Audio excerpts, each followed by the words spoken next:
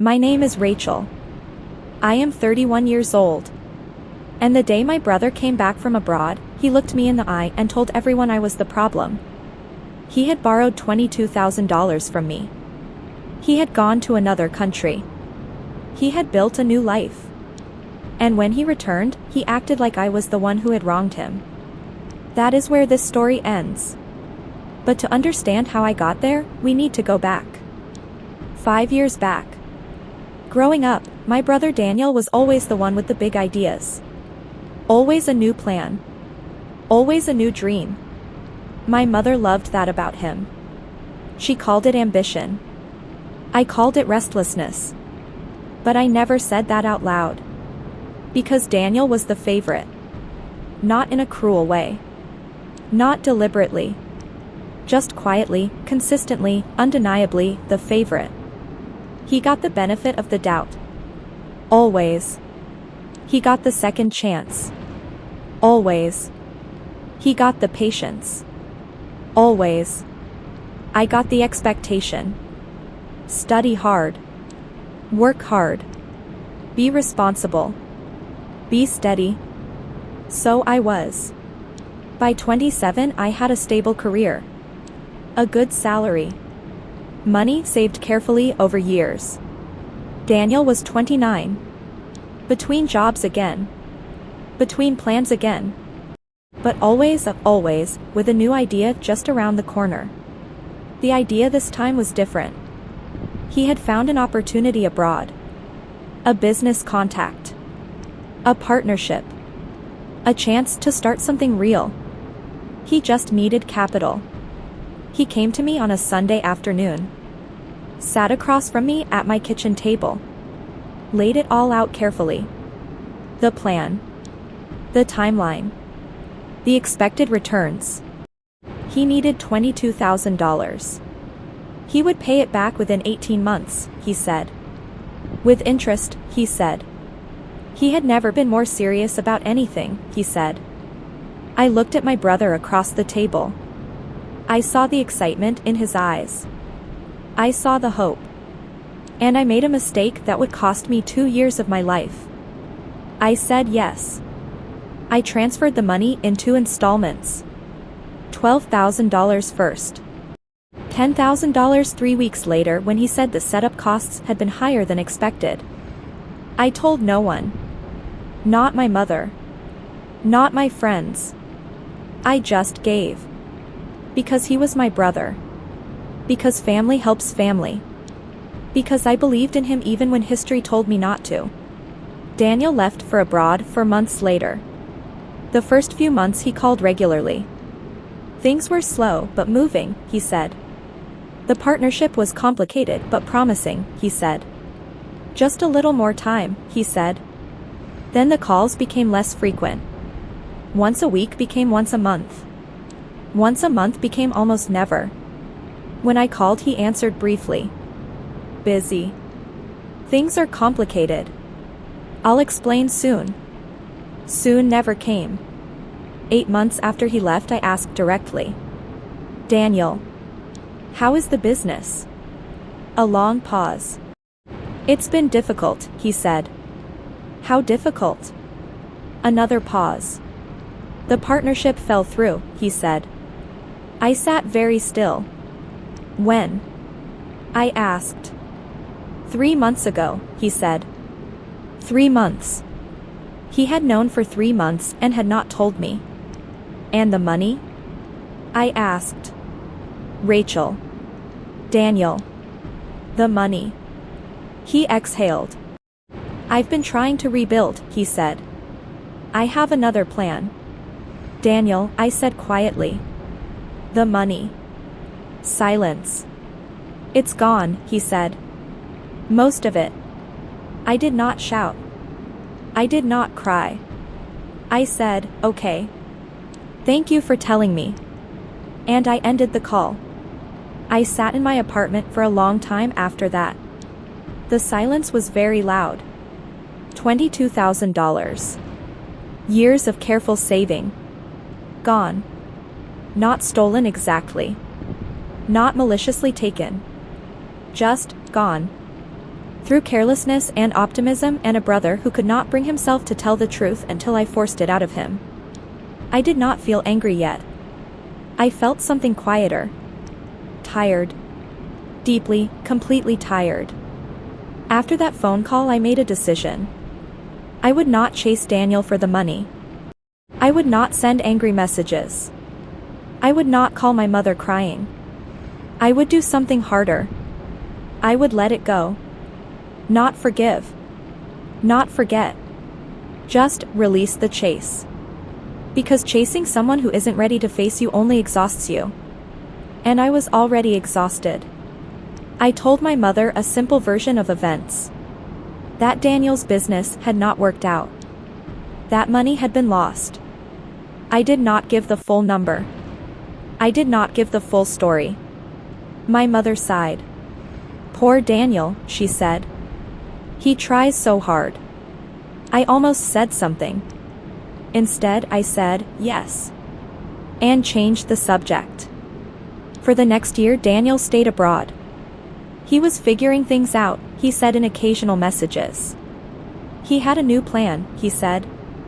He was rebuilding, he said. I replied briefly. Politely. I wished him well and meant it. But I was done waiting.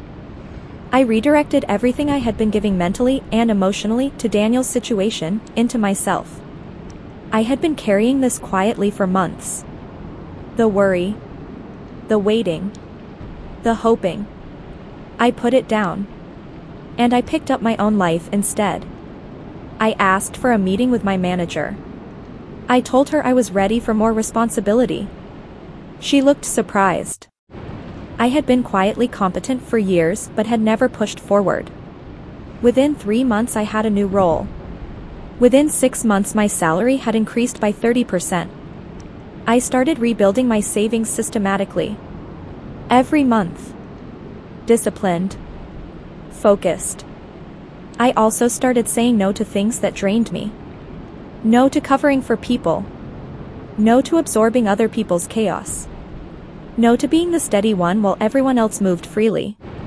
It was uncomfortable at first. Then it became the most natural thing I had ever done. 14 months after Daniel left, I got a message. I'm coming home next month. That was it. No, I'm sorry. No, I need to talk to you. Just, I'm coming home. I read it twice. Then I put my phone down and went for a walk. I walked for an hour. And by the time I came back I had decided something. I would not prepare for Daniel's return. I would not plan what to say. I would not rehearse a confrontation.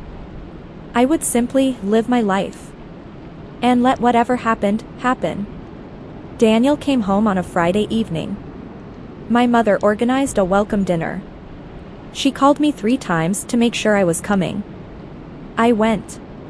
Not for Daniel. For my mother.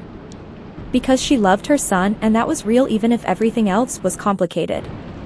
The dinner was uncomfortable in the way only family dinners can be. Everyone talking around the thing that was in the room. Daniel looked tired. Thinner than I remembered. He hugged me when I arrived. I hugged him back. We said nothing real for the entire evening. After dinner my mother brought out a cake. She said she was glad her family was together. I smiled and meant it partially. Daniel caught my eye across the table. I looked back steadily. He looked away first. On the drive home my phone buzzed. A message from Daniel. Can we talk tomorrow? I stared at it for a moment. Then I replied. Yes. Come at 2. I put the phone in my bag. And drove home in the quiet. Thinking, whatever he says tomorrow, I am ready. Not because I had prepared. But because I had stopped needing anything from him. That is the only real readiness. When you no longer need the other person to say the right thing. When you are okay either way. I was okay either way. Daniel arrived at 2 p.m. exactly. That surprised me. He had never been punctual in his life. I made tea. We sat at the kitchen table. The same table where he had laid out his plan 5 years ago. He looked at it for a moment. I wondered if he remembered. He wrapped both hands around his mug. Then he said, "Rachel, I owe you an apology." I waited. "I handled everything badly," he said. "The business. The money. The communication. All of it." I said nothing. "I should have told you sooner when things went wrong," he said. I was ashamed. I kept thinking I could fix it. And then fixing it kept not happening and more time kept passing and I didn't know how to face you. I looked at him. "So you just didn't," I said. "So I just didn't," he said. A pause. "I'm sorry, Rachel," he said. "I am genuinely sorry." I sat with that for a moment. Then I said, "I believe you." He looked up. "But sorry doesn't return $22,000, I said. He closed his eyes. "I know," he said. "And I'm not asking for it back," I said. "I've made peace with the fact that it's gone. What I'm not at peace with is what happened after." He looked at me carefully. "You disappeared," I said. "You took my money and you disappeared. You stopped calling. You stopped explaining.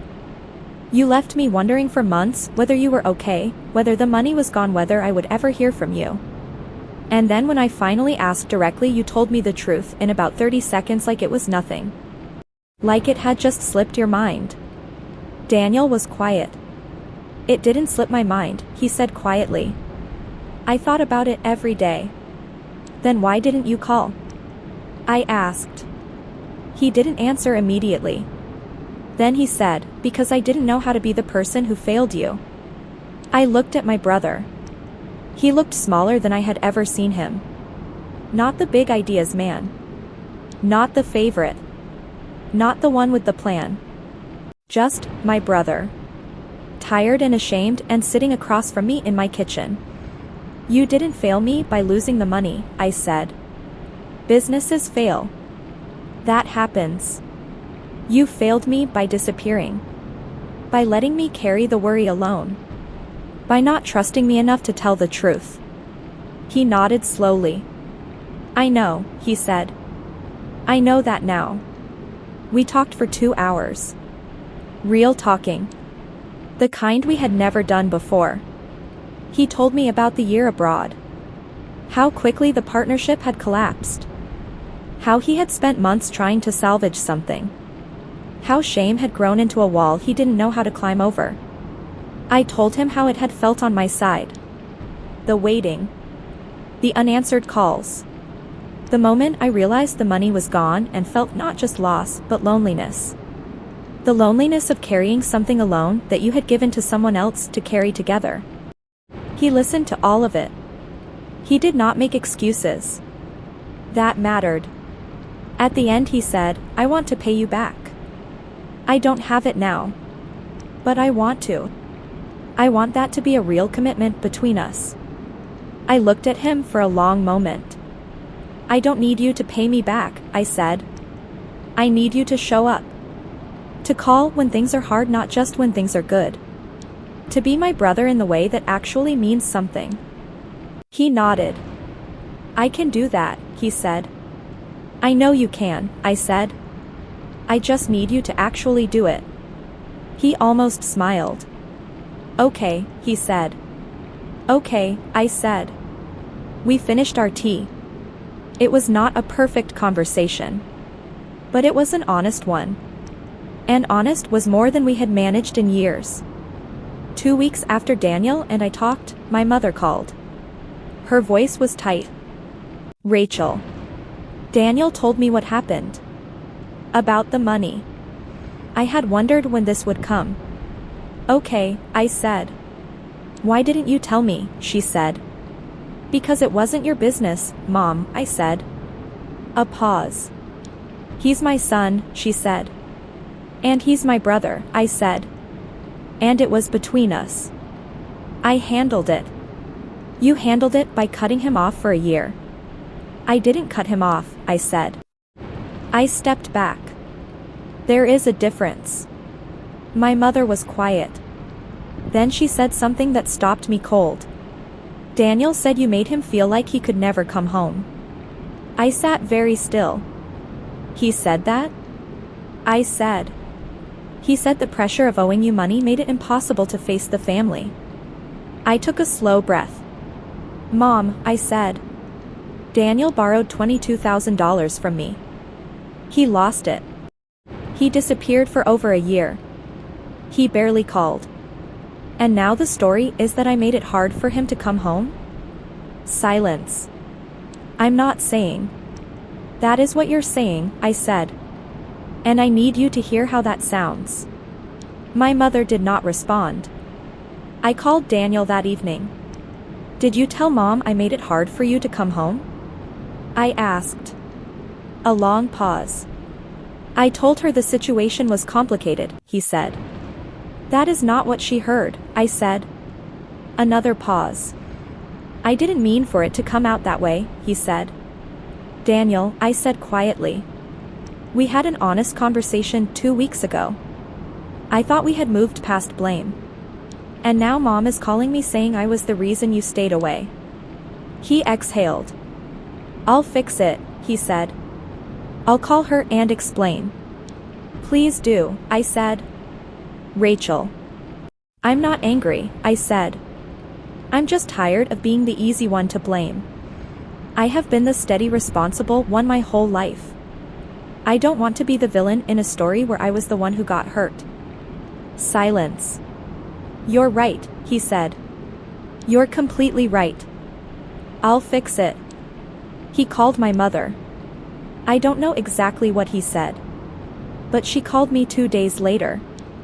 Her voice was different. Quieter.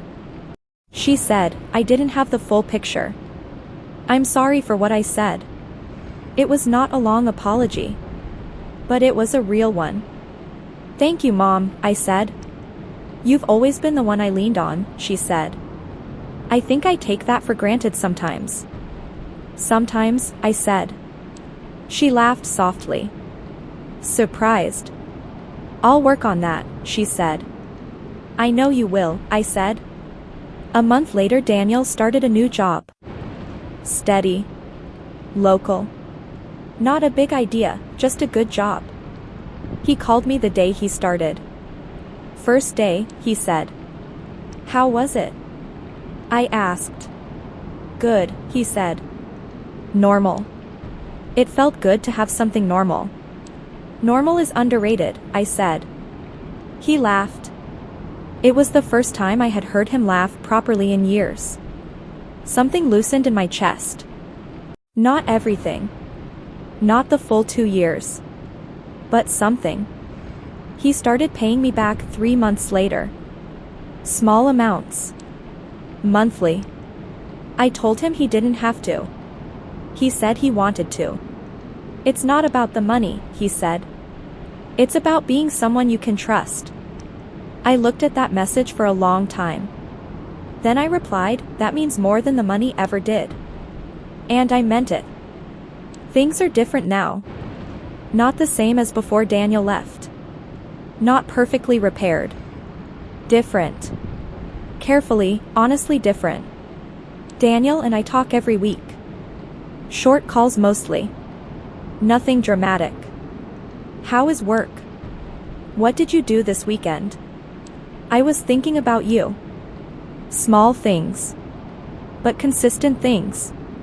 And consistency is what trust is actually made of. Not grand gestures. Not big apologies. Just showing up. Week after week. Call after call. He shows up now. That is more than I had before. My mother has changed in small ways too. She asks about me now in a way she didn't before. Not just, how are you, as a formality. But genuinely. What is happening in your life? How do you feel about things? I think losing Daniel for a year, even temporarily, reminded her that the steady ones can disappear too. That the responsible one, the reliable one, the one who never asks for anything. That person has a limit. And when that person steps back, you feel it. I think she felt it. And I think it changed something. My savings are rebuilt now. Not fully. Not yet. But close. Within 8 months of redirecting my energy, away from worry, away from waiting, away from absorbing Daniel's chaos, my career grew faster than it had in the previous 3 years. I got a promotion. A significant one.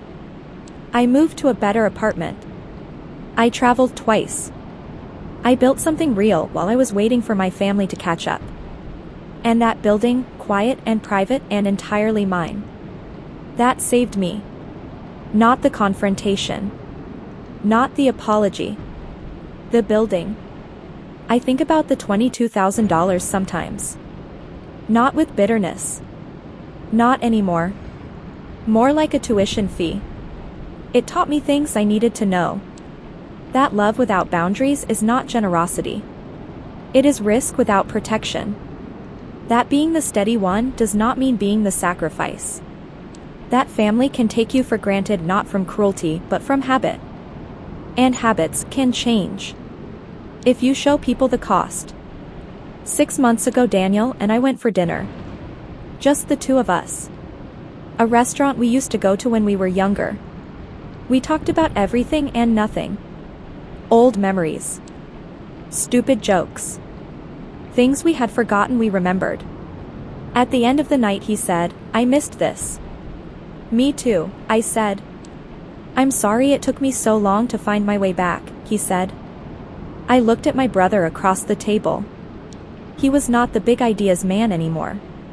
Or maybe he was, just quieter about it now. More careful. "You found your way back," I said. "That's what matters." He nodded. We paid the bill. We walked out into the night. And it felt like something had been returned. Not the money. Something more important. My brother. The real one. The one underneath the plans and the dreams and the disappearing. Just my brother. If you are the person in your family who always gives, who lends without asking, who covers without complaining, hear this. Generosity is not weakness. But generosity without boundaries will cost you more than money. It will cost you time. Energy. Trust. Pieces of yourself you cannot get back. You are allowed to say, "This is how much I can give." You are allowed to say, "I need you to show up too." You are allowed to stop being the only one who tries. The people who truly value you will meet you in the middle. They will be ashamed of their disappearing. They will come back. And they will try, really try, to be worthy of what you gave. And the ones who don't. That tells you everything you need to know. Protect your peace. Build your life. And never apologize for knowing your own worth.